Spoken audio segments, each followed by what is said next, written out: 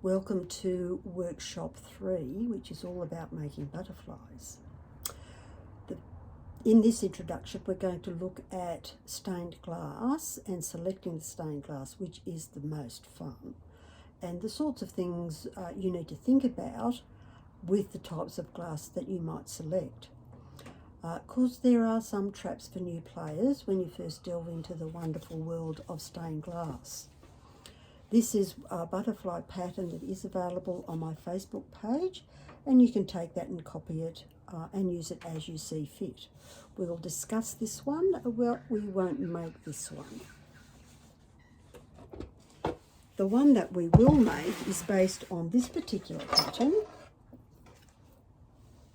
which is primarily these two wings here with a body. But also what you can do to enhance the patterns by creating an extra wing at the top to give it a gorgeous flourish. This beautiful butterfly is for my niece. She fell in love with the glass and just had to have it. Okay, so let's have a look at stained glass.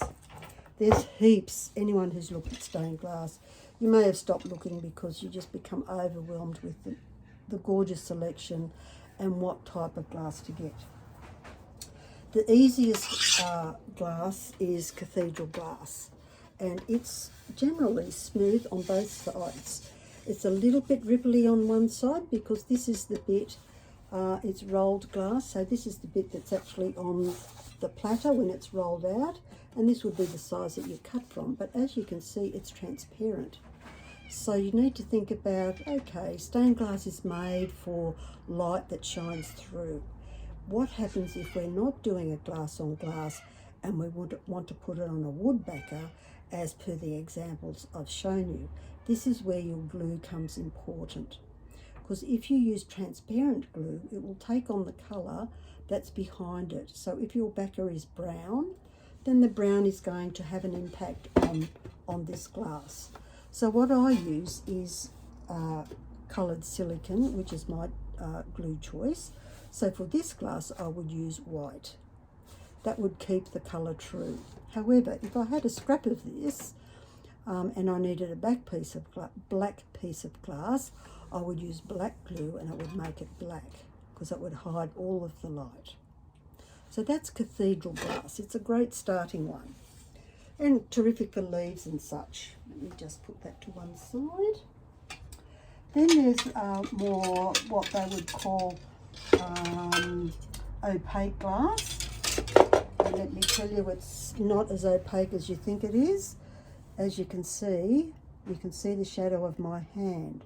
So if I use black glue on that, it's going to make this gorgeous grey glass darker grey. If I use white, it will really highlight the white and keep the colour true. So it's nice and thick, but always remember that glass is designed for light, and we're potentially using it where there's no light. So in my examples, I'm going to be using it on wooden backer, so I'll be talking about how to use your stained glass where there's no light actually shining through. Not an issue if you're doing glass on glass with your butterflies, or if you're a stained glasser and you actually want to copper foil them and turn them into sun catchers. Perfect.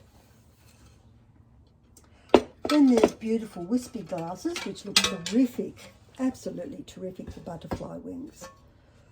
In my box, my stash that I got from the deceased estate, I have about 4 pieces of this gorgeous glass, which look great for all sorts of things. As you can see here, this whole piece was only $6.95 way back whenever, and I'm thinking that's probably 1980.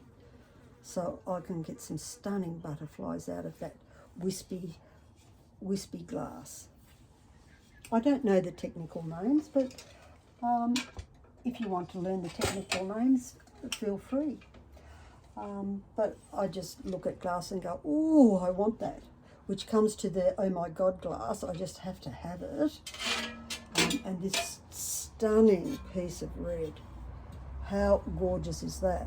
Now you don't want to get your glue colour wrong with this. I would use white.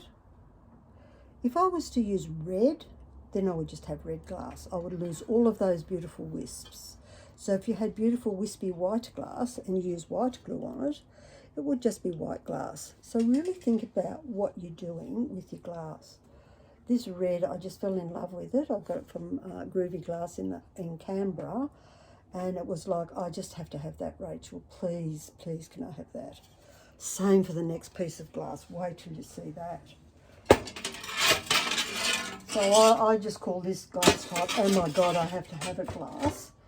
And just imagine using this on your amazing butterflies. And once again, I would use white glue under it. What sort of wings would you get with that? Oh my gosh. Same place. She has the most beautiful, beautiful glass. And that's the advantage of dealing with a stained glass specialist. You know you're going to get quality glass, but the most spectacular glass.